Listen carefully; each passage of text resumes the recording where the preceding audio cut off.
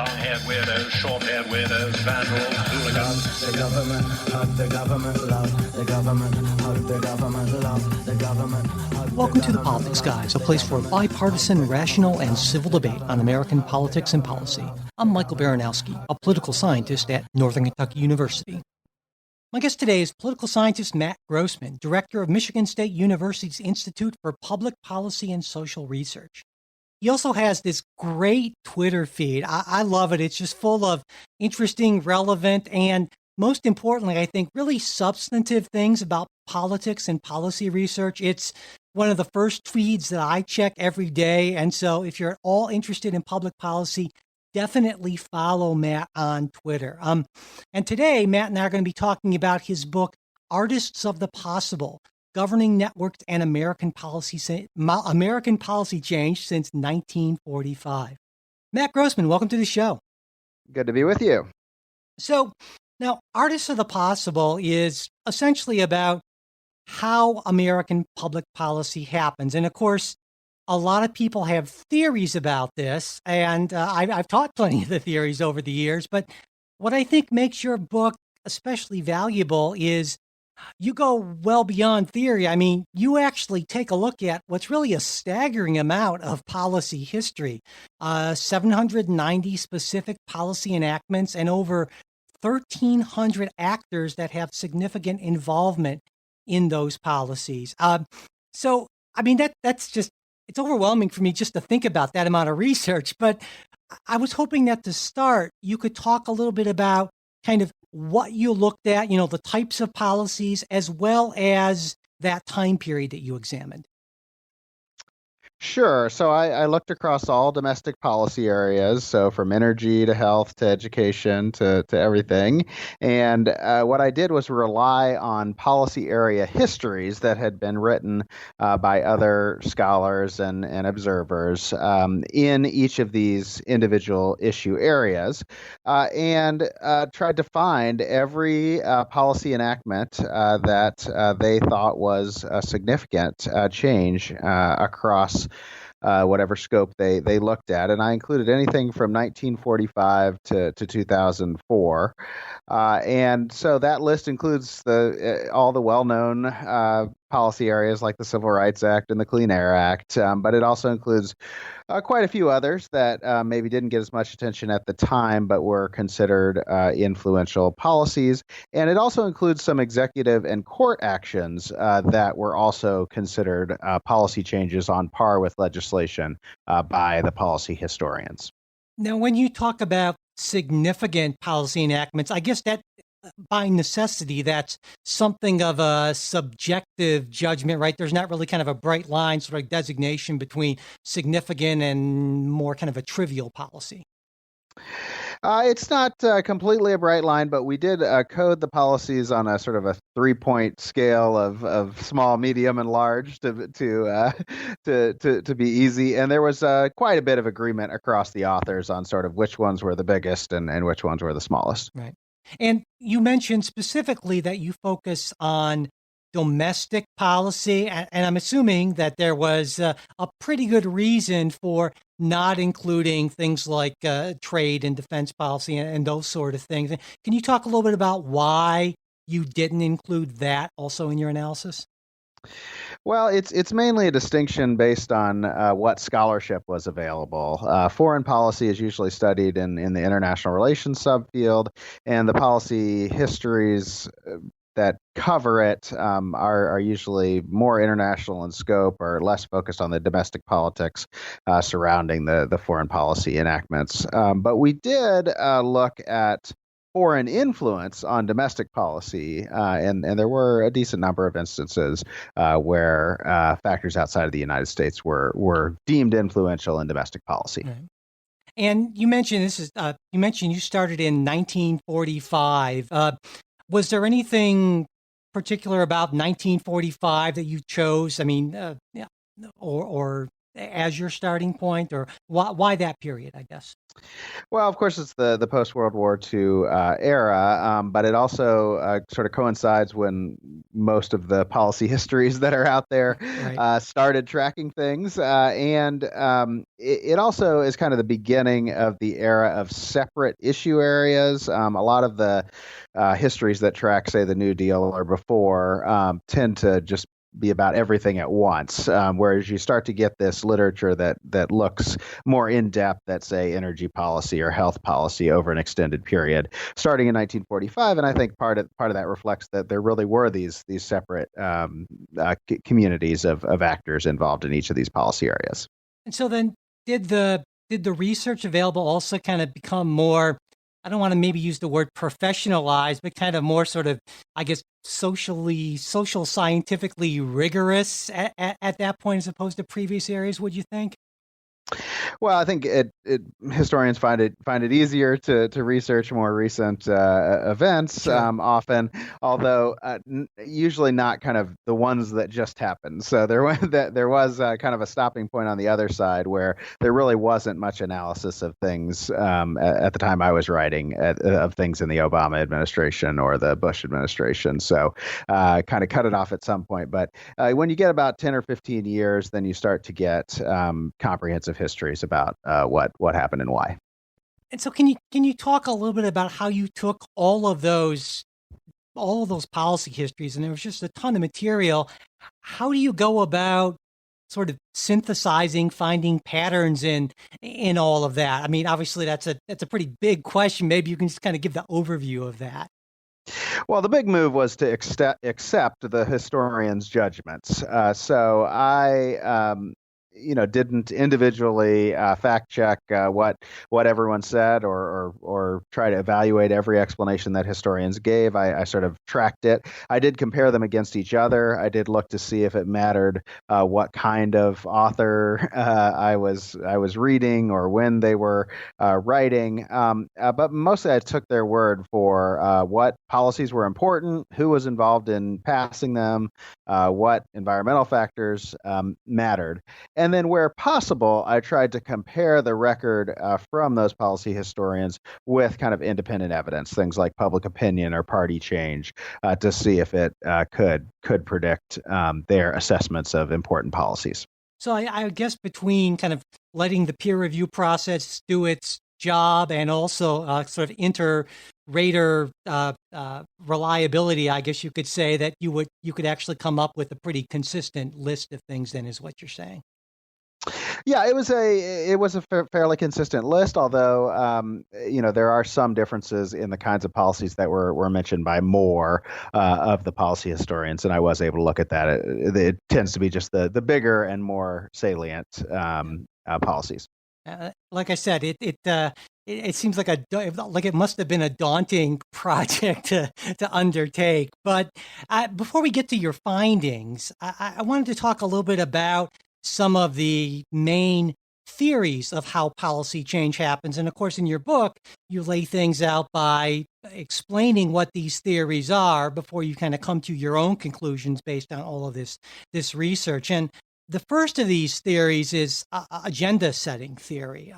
And according to agenda setting theory, how should we expect public policy to happen, to be enacted?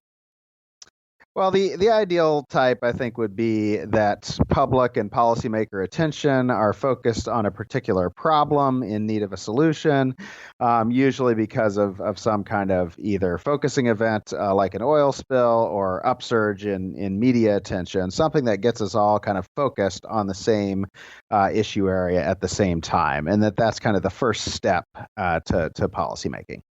And of course, that's for anyone who teaches public policy, and I'm one of those people, that's that's a fundamental thing that we cover in our classes. And I've told students for a lot of years that that's how things work, at least in part. And so I gotta wonder, how well does agenda setting theory actually hold up in the real world based on your research? Well, the quintessential kind of agenda-driven policymaking is pretty rare. That is, events, public opinion, and media all matter in some cases, but they matter a lot less often than just internal factors within government. And I also find that there's no general relationship between whether the public and media are paying attention to an issue area and whether we are likely to pass policy to address that issue area. So I think listeners will know things like gun control, which come up repeatedly in the media and in public attention, and they have at some times been associated with real policy changes, like in the 1960s. But there is no kind of general relationship between when we're paying attention to it and when something is able to pass, because the disagreement is about what the policy should be, not whether there should be any policy to address it. Right. And after you cover agenda setting theory, you talk about macro politics. And at least as I understand it, there are a couple of elements that kind of work together, but we can also talk about separately to this. And the first one being that, well, if you have more liberals in office or even in the electorate, you'll get more liberal policy. And to me, this is outside of the scope of what you covered in the book, the Affordable Care Act would be a great example of this, because there are lots of people who would say the only way you get Obamacare is because, Democrats are in charge of the executive branch, have a filibuster-proof majority in the Senate, and that's basically a major factor in how it came about. Is that more or less how it works, at least in theory? Yeah, so the view would be we get more liberal policy when Democrats win elections and liberals are elected, as in 2009. And so what about that? I mean, is that pretty much hold true over a lot of policy? And I should point out, and I didn't mention this about agenda setting theory, but I'm sure that you can always find isolated instances, can cherry pick policies where that happens. And so what we're really talking about here is how any of these theories in general explain policy change, right? Oh, yes. There are instances of each, like Obamacare that you mentioned, being consistent with this theory, and the gun control or the environmental legislation following an oil spill being consistent with the agenda setting theory. It's just that they're not the sort of most frequent explanations for policy change.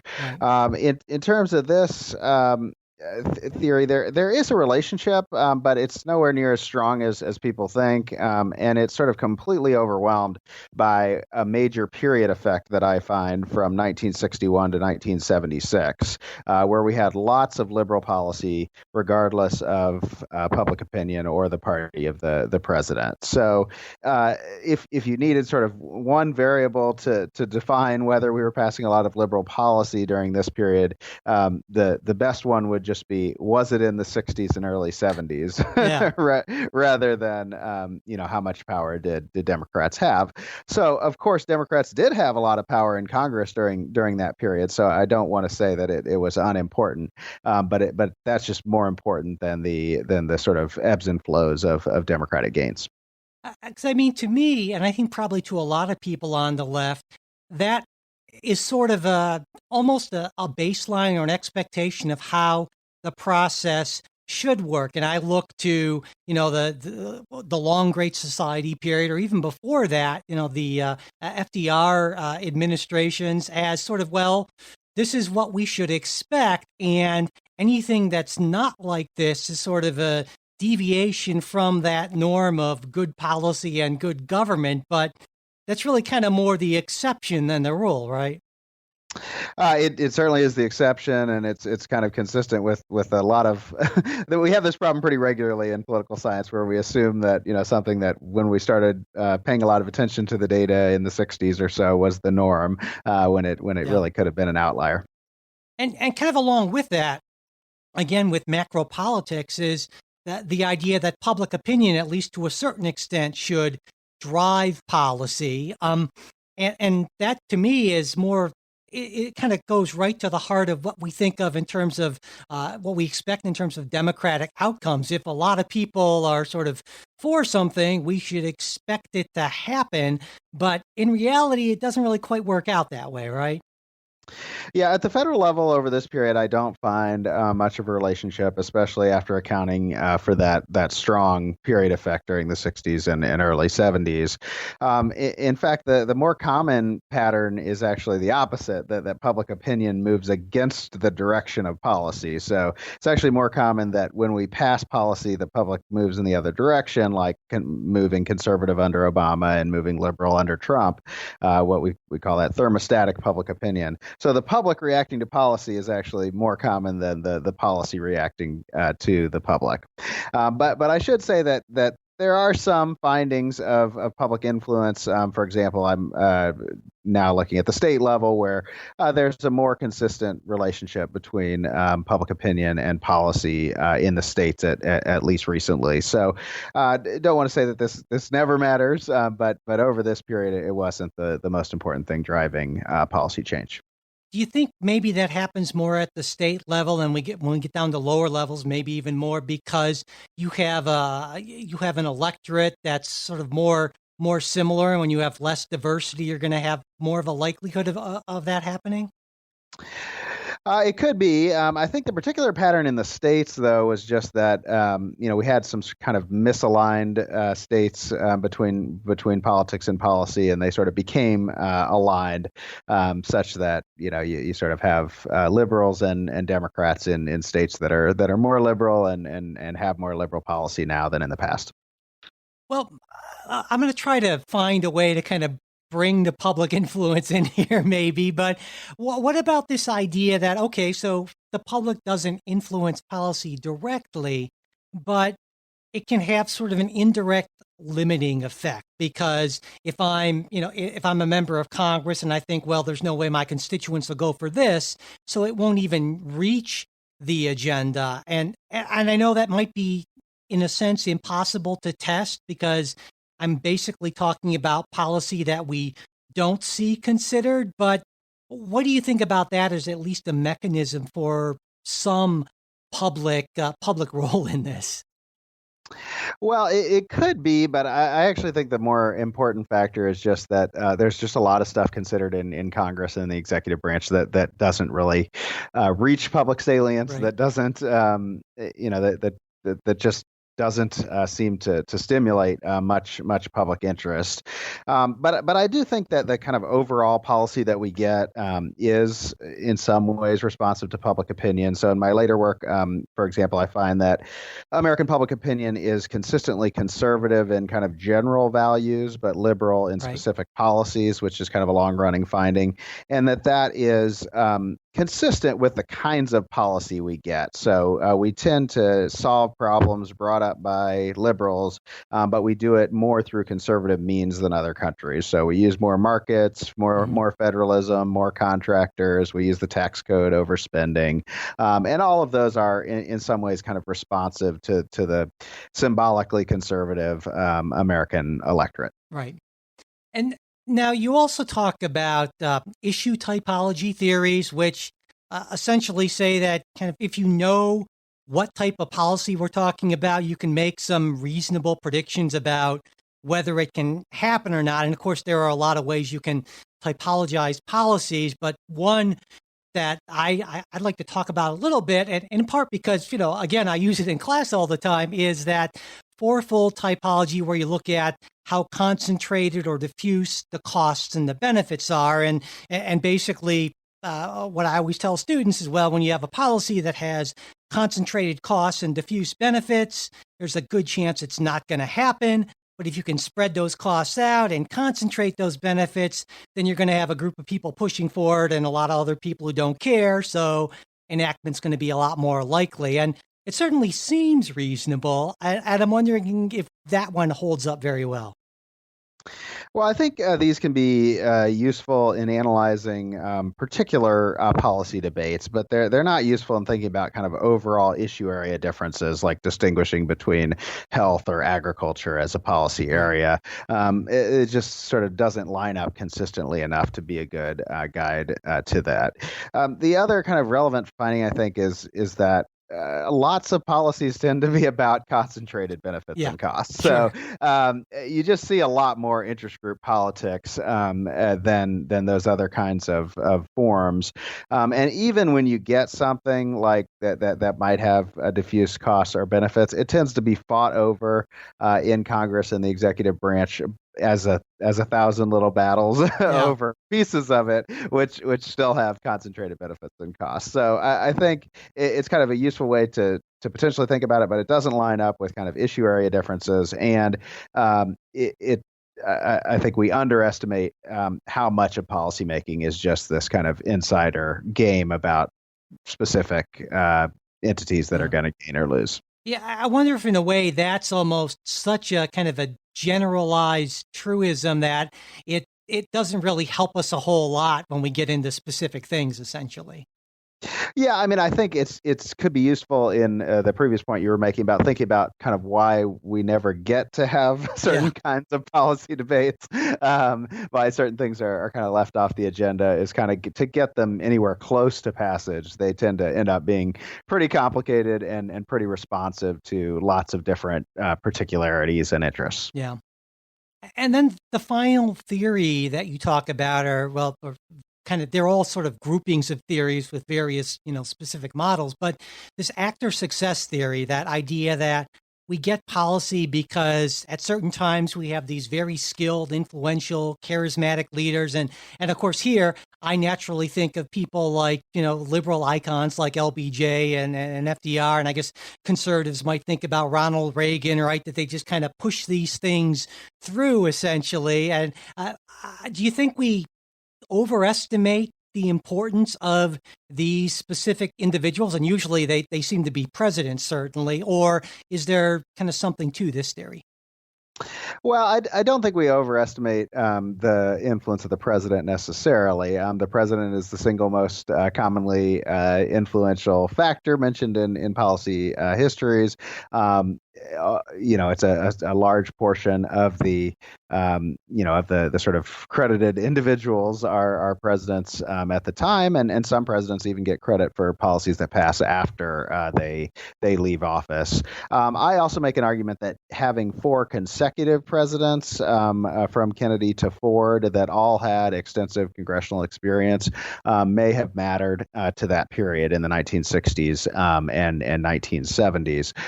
So I don't want to kind of eliminate these influences, but the point I'm trying to make is that often we'll kind of limit the analysis to the perspective of one actor. Most often it's the president, but you also see this in interest group studies or studies of research or social movements where they asked, which movements or which research influenced policy or which president succeeded the most. And all those theories kind of know that, well, they're just dealing with one actor, so they have to figure out how to control for Yeah. everything else in the process. But I think when you read these policy histories, you just realize from the beginning these are all multi-causal processes that mean that if you're looking at it from the perspective of any one actor, it's likely to be deceiving. Right. Right. And the one thing that you mentioned, I want to come back to a little bit is you said that the one factor that you thought was potentially important is that we had these four presidents who had congressional experience. Now, I've been thinking a lot about presidential candidates lately, understandably so. There seem to be, I don't know, at least a couple dozen at this point. But one of the things that I've always focused on is, well, does somebody have experience as a governor? And I'm like a lot of folks. My argument is, well, if you're used to running an executive branch, that sort of thing, even though it's a poor substitute. But I'm wondering if you think that in terms of policy success, that maybe having experience actually in Congress with the legislative process at the national level is perhaps more important than being a governor of even a large state.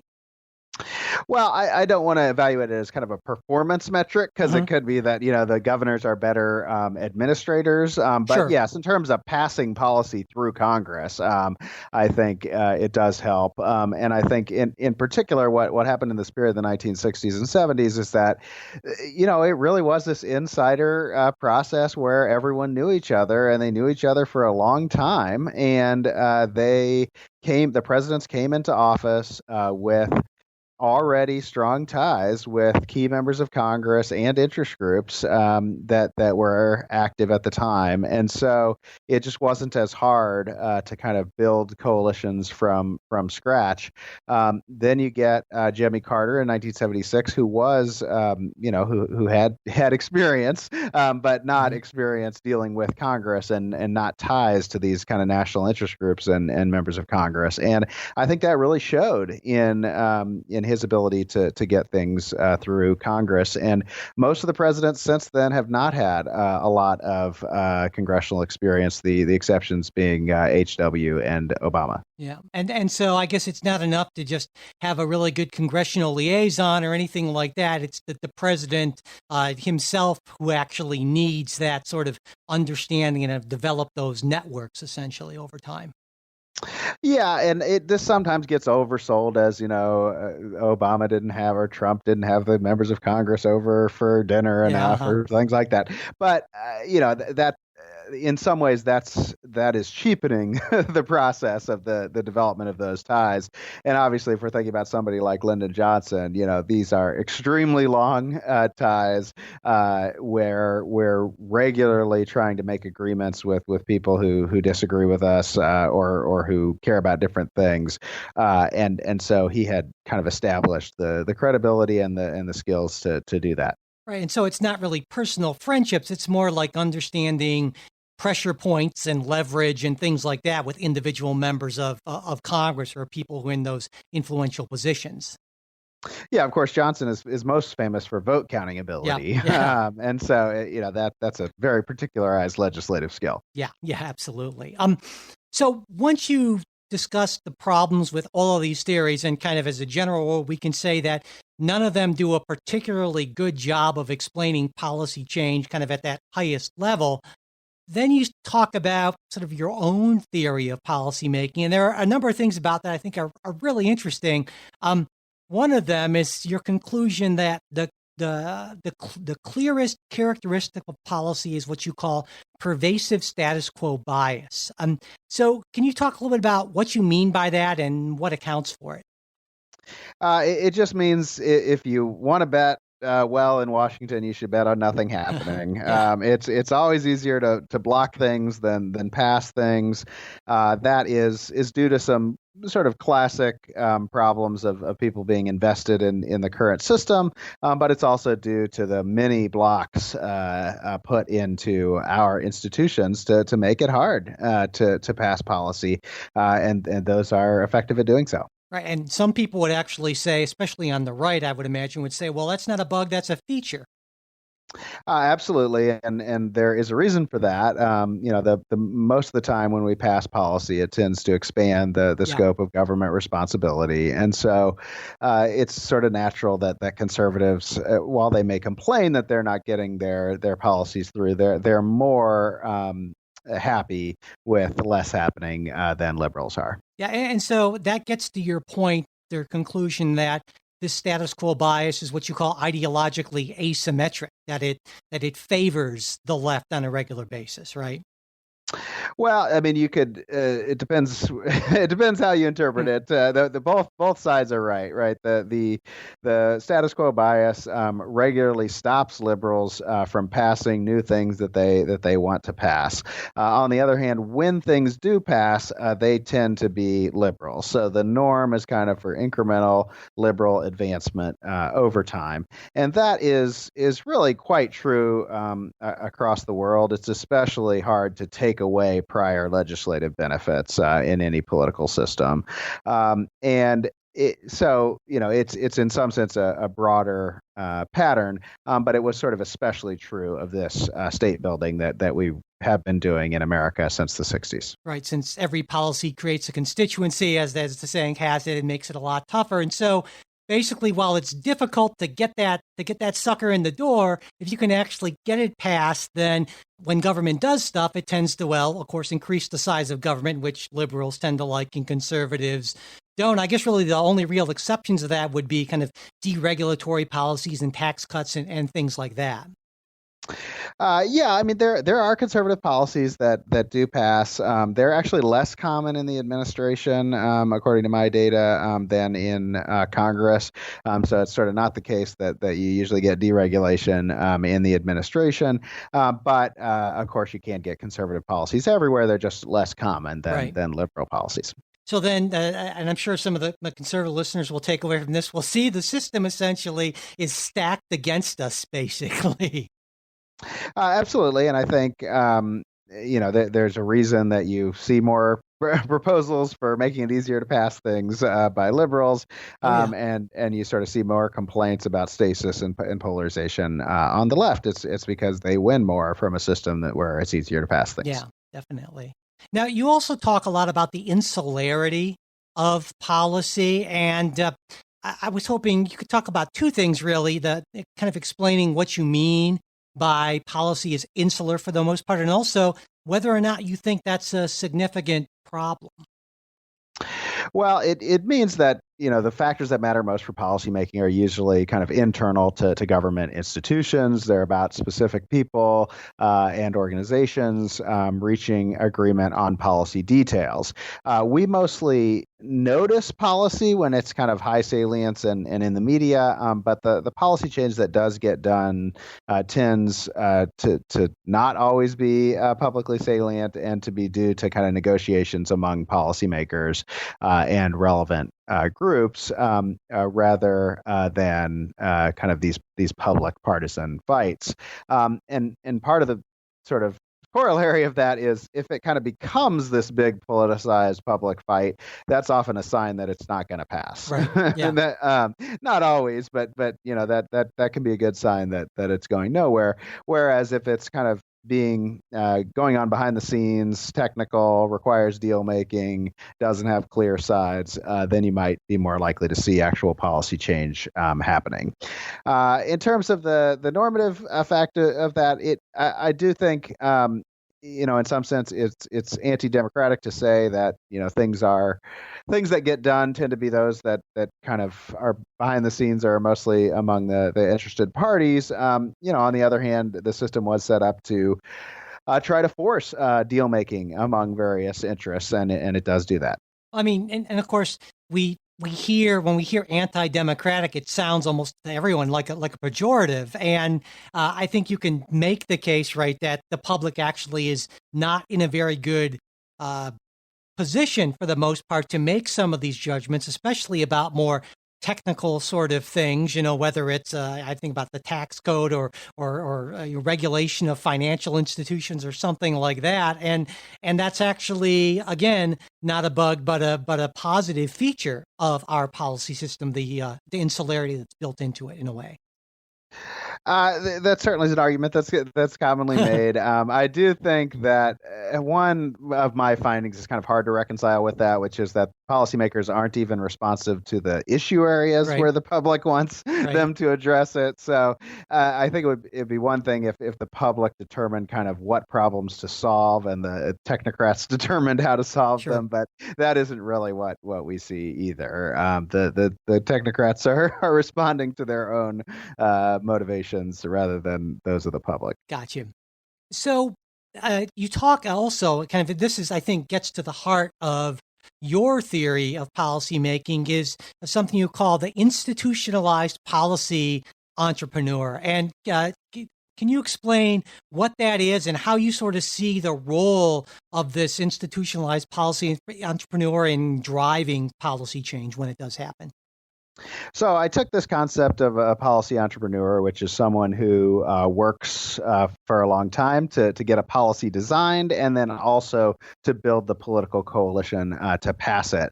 But I noticed that some of the quintessential examples from previous work tended to be kind of people from outside of government who are policy specialists. And that's not what I found at the federal level.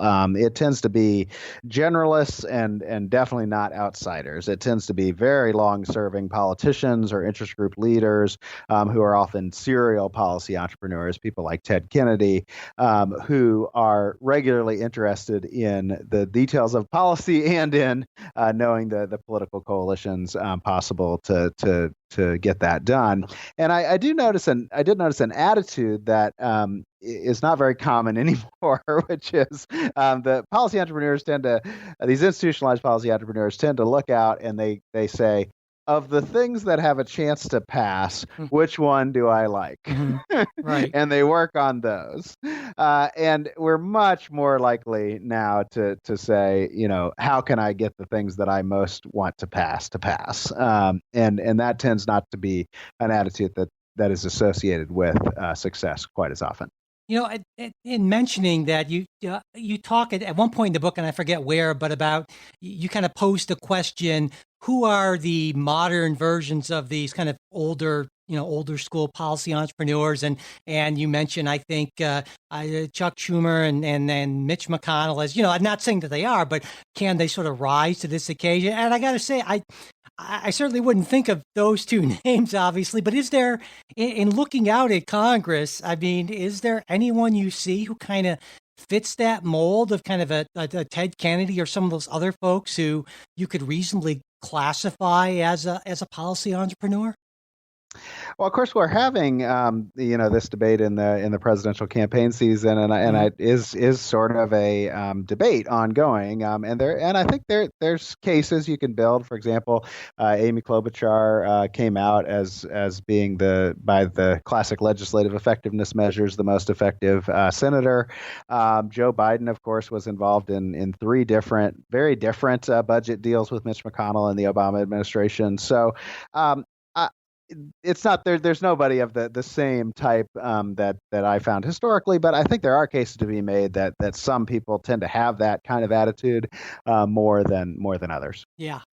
It seems to me maybe it's because it seems like half the Democrats in the Senate are running for president that we don't see a lot of that. I don't know, but when I listen to a lot of the Democratic presidential candidates talking about their policy plans, really regardless of area, almost always the first thing I think is, how can you possibly expect to do this? Given the fact that I think it's fairly safe to say that we're not going to see kind of an Obama 2009 situation with, control of both branches and the filibuster-proof majority in the Senate. And I'm wondering if you agree with that, and if you do, if you think it's kind of, in a way, almost irresponsible of people, and, Elizabeth Warren, I'm talking to you here, I guess a little bit, and Bernie Sanders too, to talk about these big things that I just don't see any realistic way are going to happen. And I got to think that Sanders and Warren and some others have to know that, right?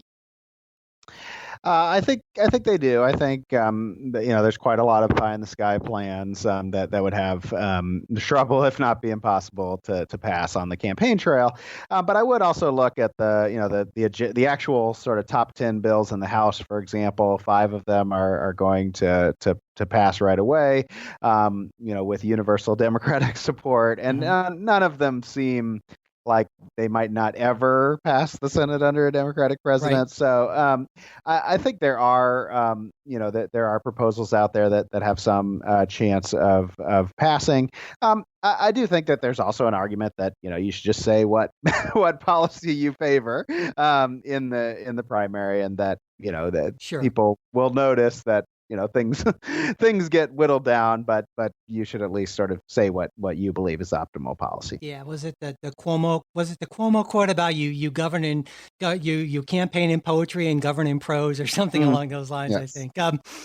I wanted to ask you about a couple of other kind of, I guess, broad theories of how the policy environment, I guess, has changed over time, and I think you might be sort of uniquely positioned to talk about these, given how you had to immerse yourself in policy history. One person whose work I really respect and I've had on the show a couple of times is Jacob Hacker, and I'm sure you're familiar with his work. And basically, one thing he argues is that there's been a pretty obvious, just general rightward move in domestic policy, especially if you look at the areas of, labor, economic, regulatory policy, dating from roughly the late 1970s, really up until today. And I'm wondering, from what you've seen in the policy histories, does that seem like a reasonable conclusion to come to? Well, it's certainly true that our extensive period of policy liberalism ended in 1976. Not passing as much liberal policy is clearly a conservative move, but it wasn't due to a large number of conservative policies passing. It was kind of due to fewer liberal policies more often. Now, Hacker is usually clear about policy drift, that some of what he's talking about is not passing policy. So right. The minimum wage being the classic example, of a policy that obviously gets less effective over time due to not acting. Yeah. So I think it's reasonable for liberals to look out and say, look, there's been a conservative move because we are acting less often to solve new problems as they arise or to update prior policies. But I don't think we should necessarily say conservatives have kind of gotten their way. We've really seen more stasis than that. So, conservatives could say, well, actually, that was just that long Great Society aberration, and we're just kind of reverting back to the more of a normal kind of centrist norm, so it's not really the case. Yeah, they might say that, but you do see a real disconnect between what conservatives usually say about their preferences and then what they're actually able to do in office. So you still hear a lot more rhetoric about rolling back the state and regulations and things like that than they're actually able to accomplish. Yeah, and certainly, I've seen George W. Bush. There were a couple of pretty extensive policy changes, and I think those were probably just captured in toward the tail end of your research there. They were, and it's actually the norm for even Republican presidents to propose these expansions of government responsibility, like education and health, to go along with his tax cuts. So Trump is actually really unique in not forwarding any kind of new liberal policies through Congress.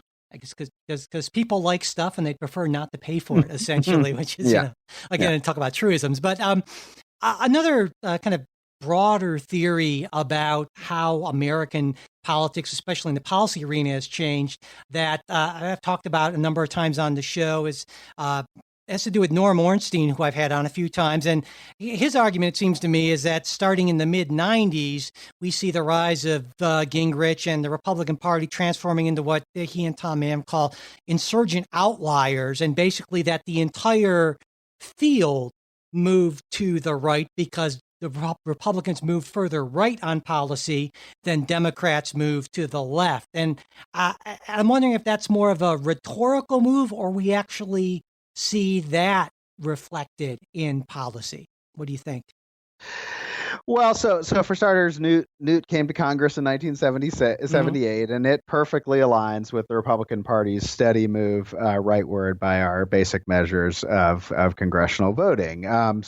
We actually argue that part of that was actually kind of a response to the liberal reforms in the mid-'70s. The kind of curiosity here is that it was liberals who kind of wanted to reform the process right at the tail end of their most successful period. But it seems to have ended up by kind of empowering parties over committees, ended up empowering the minority party to sort of be more obstructionist.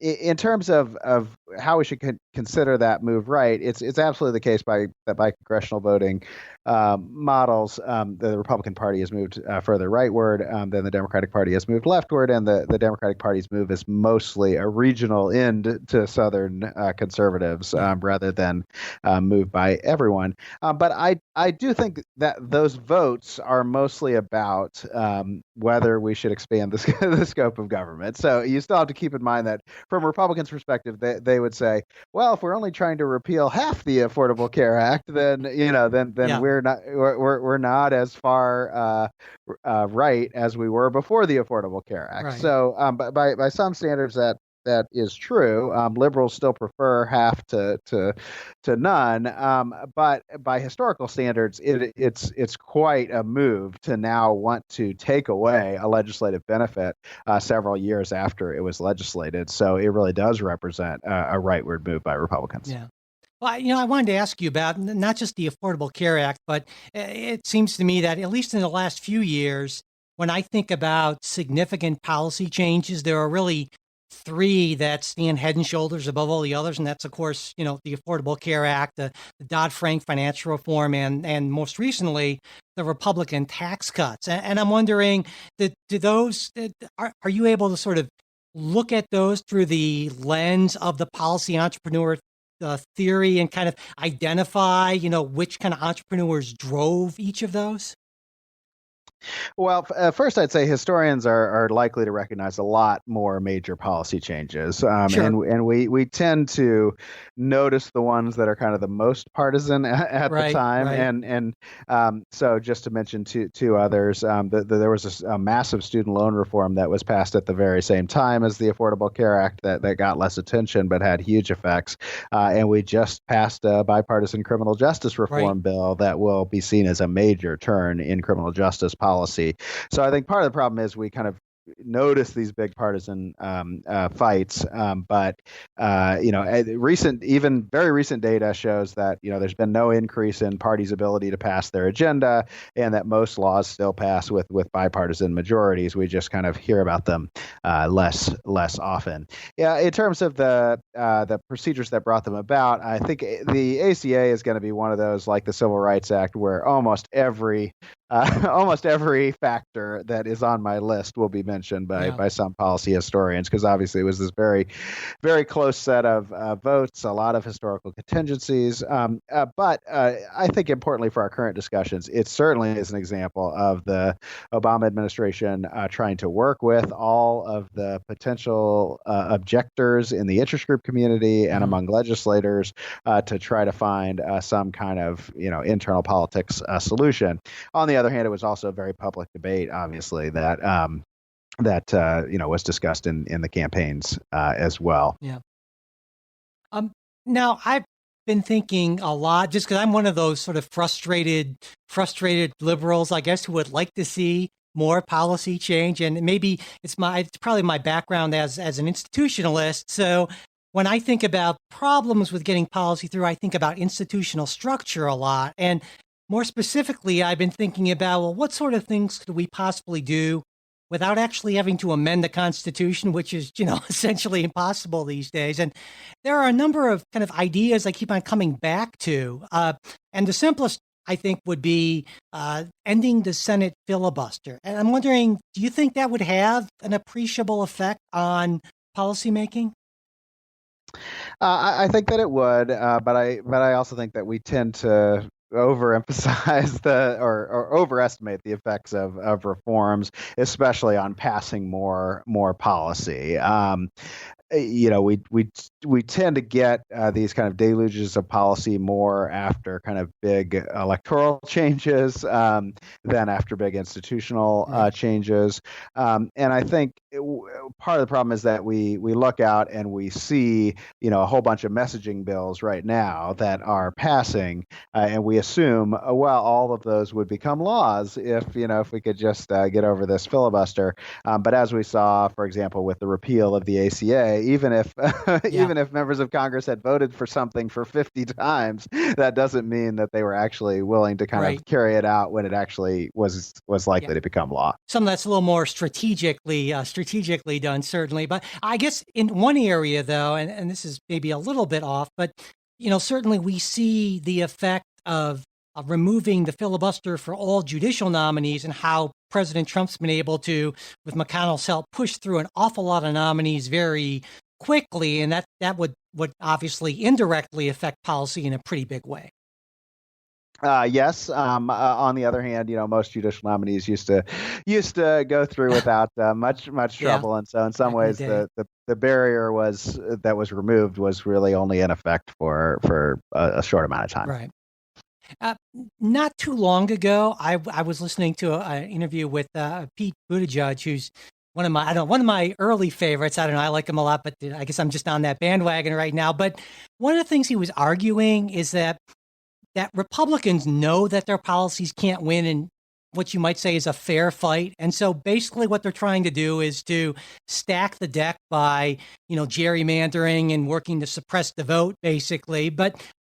And when he said that, I was like, yeah, that's right. You tell him, Pete. But then I read your research and I thought, if you're right about the insular nature of policymaking, maybe minimizing gerrymandering and making it easier to vote, expanding the electorate, maybe that's not going to have as much of a difference as I think and as Pete Buttigieg thinks. I don't know. What do you think about that? Well, anything that keeps Democrats in power longer is likely to make a difference. It might also have other effects. So we tend to go back and forth when we have a Democratic president. It tends to make a Republican Congress more likely, and vice versa. So it's unclear if that would be stable over the long term. But it's absolutely true that Republicans, tend to stack the deck more in the in congressional voting in terms of getting more seats than votes, more than that Democrats do lately. Although that, it's actually a somewhat short-term pattern. If you go back to the 60s and 70s, it was the opposite. It was Democrats who had the bigger advantage. So I think it would, would potentially make a difference. But it wouldn't necessarily lead to the policy deluge that some might expect. I also take a more comparative perspective on it, which is just that conservative parties everywhere globally for a very long time have been less enamored with democratizing reforms than liberal parties, and that's for that's for a good reason. Yeah. Let me throw a much more radical proposal at you. I don't know. I've kind of latched onto this a little bit, but the size of the House. A lot of people may not realize this, but up until the early part of the 20th century, really, we had pretty regular increases in the size of the House to the point where up to 435. But I'm wondering if we enlarged the House and Congress could just do that on its own to the point where it was big enough where congressional districts were small enough that candidates could potentially run kind of real sort of grassroots door-to-door campaigns, not have to rely on a lot of big outside money. If that might make a difference. I mean, certainly logistically, we could have a much bigger Congress, or House, but would there be any point from a policy perspective, do you think? It's not obvious to me that it would make a big policy difference. We do have a lot of variation in the size of state houses and senates, for example, and I'm not sure that's real predictive of policy differences across states. Obviously, it would have a more direct advantage in representation of more people knowing their member and feeling better represented. So it's possible that's important in and of itself. Donald Trump, rhetoric aside, tweets aside, how would you rate him as a policy entrepreneur? And I guess, to be fair, we'd probably have to compare him to the last couple of presidents in kind of a similar environment. But how would you say he stacks up in terms of strengths and weaknesses? Well, I think he's been pretty awful at legislative influence. There's almost nothing that you can credit to Trump, and even though you can credit some things to congressional leaders, and of course he oversaw a not very productive Congress and is overseeing another one. So I wouldn't credit him much there. But in the executive branch, he's actually been there's been a lot more action, and some of it I think is fair to credit to, especially how steadfast he has been on immigration and trade, two issues where he has held fairly consistent positions and really not taken no for an answer from the executive branch, and that is pretty rare, and could be considered, I guess, a sort of a success of policy entrepreneurship. Now, some, especially on the right, would say, well, that's just kind of a continuation of a trend we started to see with President Obama, basically trying to legislate through executive fiat, as they might say. And so it's not that Trump is doing anything new. He's just picking up where Obama left off. Well, there's definitely a long-term trend there. But one thing that Trump is benefiting from is he's picked these two policy areas where he does have a lot of power. Yeah. So, if he was really concerned about education and healthcare, he couldn't make as many moves. But he's really concerned about trade, where he has a whole bunch of unilateral power, and immigration, where he's the main enforcement authority. So, yes, there are continuations of trade of trends, but these are areas where he could be quite powerful. Yeah. And, throughout the course of our conversation, what I'm basically hearing again and again is, well, you shouldn't expect much, and people don't have a whole lot of influence. And that's kind of a bummer, actually, to a lot of folks, I would imagine. And so let me ask you maybe the hardest question to end on is there anything you think we could potentially do that might help, what gets enacted into policy better reflect what a majority of Americans actually want? Well, one problem is that the public is conflicted on policy. So, as we discussed, Sure. they tend to give us these liberal answers when we ask about specific policy questions, but conservative answers on broader ideas about the role of government. And then they also tend to react against the direction of policy. So when we get, even though they might have said we want national health care, once it's enacted, they go against it. Right. Even though they might have said they wanted a tax cut, once it's enacted, they go against it. And so I guess it's not that clear that they're not getting what they want. The typical kind of American solution has been this incremental liberalism that tried to kind of mollify conservatives through the form of policy. So we tended to get policy to address liberal goals through conservative means. Mm-hmm. And that was kind of that was kind of a attempt to address the public's mixed opinions. But I think it's fair to say that the Republican Party's current role makes even that kind of slow advance of liberalism much more difficult. So I think liberals are asking whether anything might make a difference to make it move more quickly, especially in areas like climate change, where there's kind of a ticking clock. So I think those are fair questions. The only and some of the solutions that you mentioned, could make a difference. The one caution I would give is that the history of liberal reforms as a project to advance liberal policy is a failure. that is, we enacted all of these reforms of everything from campaign finance to party nominations to congressional committees, all right before the era of big policy liberalism ended.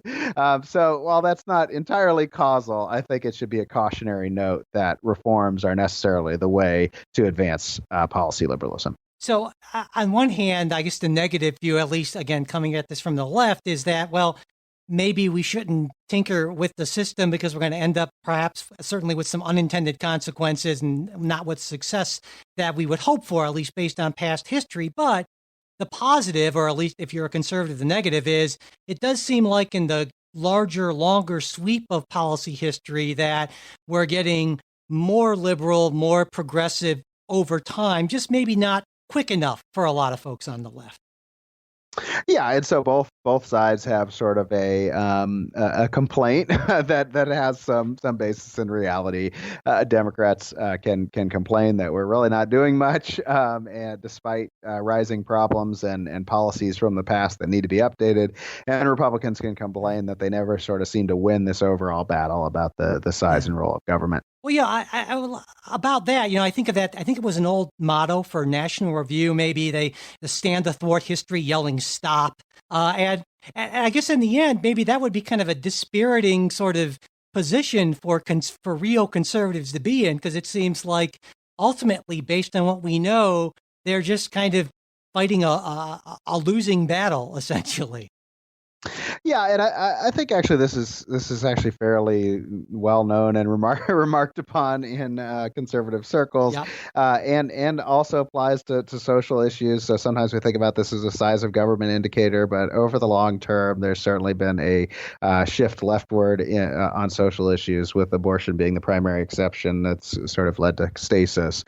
And so, it is fair for conservatives to ask whether they're kind of just slowing their kind of inevitable moves left in government.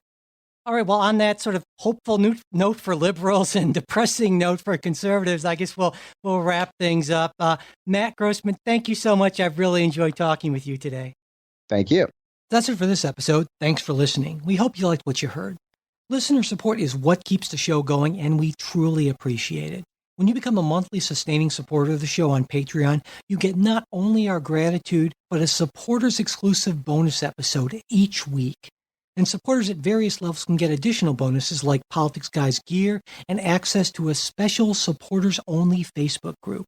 To learn more, go to patreon.com/politicsguys or visit the support page on our website, politicsguys.com/support. Subscribing to the show also really helps, as does sharing episodes, which is easy to do right there in your podcast app. Word of mouth really is the best advertising, and we greatly appreciate it. Leaving reviews and ratings on iTunes or whatever other podcast app you're listening to on also really helps. And hey, if you've got a question, comment, correction, or just want to say hi, you can reach us at mail@politicsguys.com. There's also our Facebook page where you can message us and when we post stuff throughout the week. That's facebook.com/politicsguys page. We're also on Twitter @politicsguys. The executive producers of the Politics Guys are Michael Baranowski, Jay Carson, Bruce Johnson, Wilma Moreno, and Benji Fishman. Today's show was produced by Michael Baranowski. We'll be back with a new show on Saturday. We hope you'll join us.